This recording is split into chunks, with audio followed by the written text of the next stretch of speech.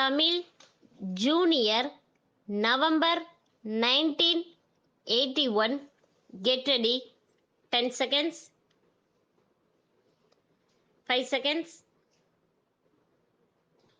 Start. மாண்புமிகு தலைவர் அவர்களே, மக்கள் நல்வாழ்வுத்துறை பற்றிய கொள்கை விளக்க குறிப்பின் மீது நடைபெற்ற விவாதத்தில் பங்கு கொண்டு நல்ல கருத்துக்களை எடுத்து வைத்த உறுப்பினர்களுக்கு முதலில் நன்றியை தெரிவித்துக் கொள்ள கடமைப்பட்டிருக்கிறேன். இன்றைய தினம் இந்த துறைக்கு கிடைத்திருக்கிற நிதி வசதியை வைத்து பார்த்தால் சென்ற ஆண்டை விட இந்த ஆண்டு அதிக நிதி ஒதுக்கப்பட்டிருந்த போதிலும் பணிகளை நிறைவாக செய்ய முடியாத நிலைமைதான் இருக்கிறது. ஆனால் மக்களுக்கு கிடைக்கிற பலனை நிச்சயமாக எந்த அளவுக்கு விரிவாக பரவலாக அளிக்க முடியுமோ அந்த அளவுக்கு பணிகளை நிறைவேற்ற வேண்டுமென்று கருதுகிறோம். கிராம பகுதிகளில் வாழ்கிற மக்களுக்கு மருத்துவ வசதியை பெருக்க வேண்டுமென்று கூறுகிறோம். அதே நேரத்தில் அதற்கான மருத்துவர்களை அங்கே அனுப்பினால் அவர்களுக்கு போதுமான வசதி வாய்ப்புகள் கிராமங்களில் இல்லை என்ற நிலைமையும் இருக்கிறது. பொதுவாகவே மக்களிடம், குறிப்பாக கிராம மக்களிடத்தில் எதிர்காலத்தை பற்றிய எண்ணம் அதிகமாக இல்லை. அதனாலேதான் இந்த நாட்டில் குழந்தைகள் அதிகமாக பிறப்பதை பற்றி கவலைப்படுகிற உணர்வு கிராமங்களிலே உருவாகவில்லை.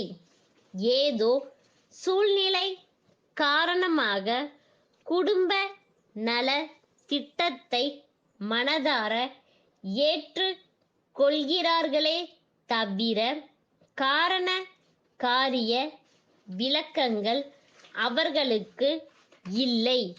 அப்படிப்பட்ட நிலையில் வாழ்க்கையை செம்மைப்படுத்திக் கொள்ள, தேக நலத்தை பாதுகாத்து கொள்ள தங்கள் வருமானத்திலே ஒரு சிறு பங்கை ஒதுக்கி வைத்துக்கொள்ள அவர்கள் கற்பிக்கப்பட வேண்டும்.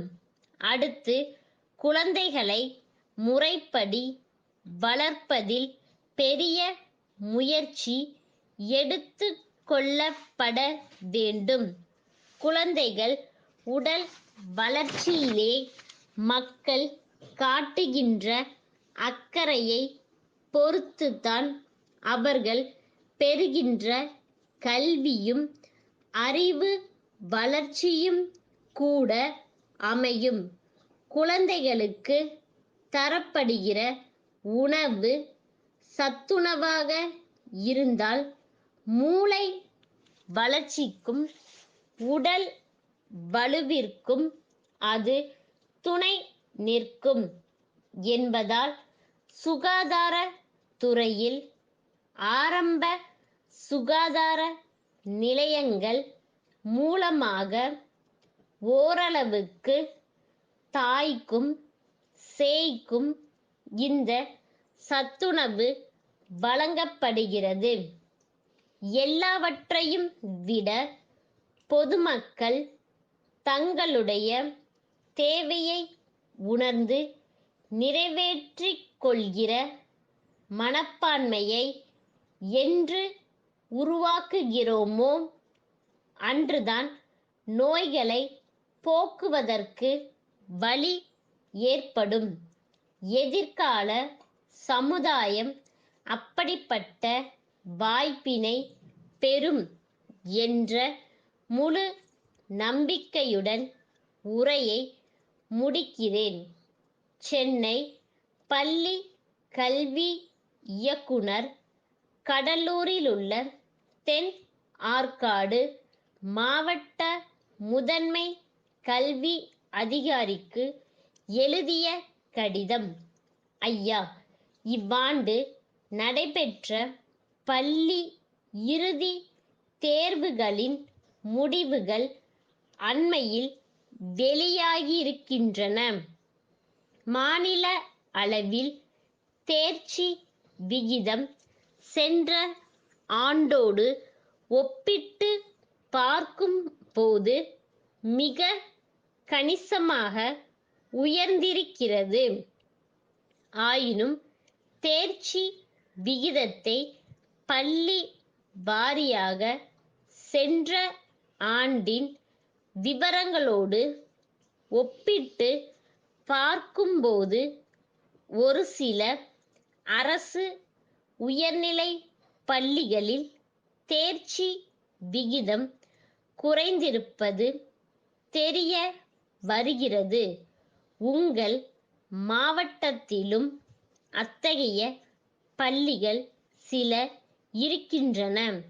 அந்த பள்ளிகளை பொறுத்த அளவில் தேர்ச்சி விகிதம் குறைந்ததற்கான காரணங்களை நன்கு ஆராய்ந்து இனி இவ்வாறு நேராதிருக்க தாங்கள் எடுக்க கருதியுள்ள உடனடி நடவடிக்கைகளையும் குறித்த ஒரு விரிவான அறிக்கையை தவறாமல் விரைவில் அனுப்பி வைக்கும்படி கேட்டுக் கொள்கிறேன்.